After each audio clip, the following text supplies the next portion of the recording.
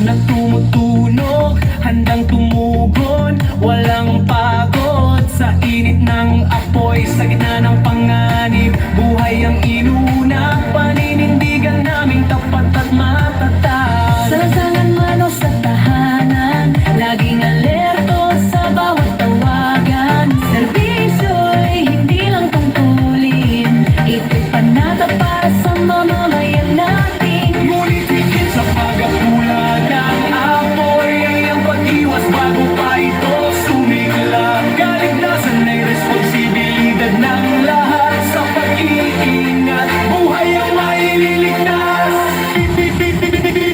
PFP Central Luzon, bantay buhay ng rehiyon. Hiyong tres, tayo'y magkaisa. Ngayon, iwas sunog, maging handa. Kaligtasan ng pamilya ang una. Meron ng bayan, maaasahan.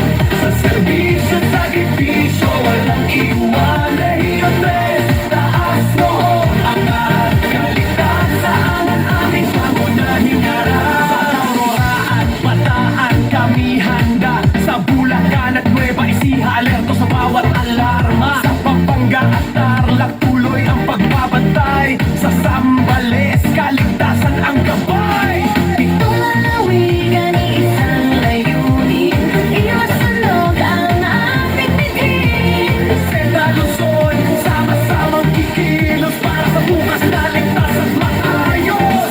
Sa bawat buhay na aming nalililigtas, pag-asa ang aming hatid sa bukas. Hindi lang trabaho, kundi bokasyon, ang maglingkod sa bawat sitwasyon. PFP Central Luzon, bantay buhay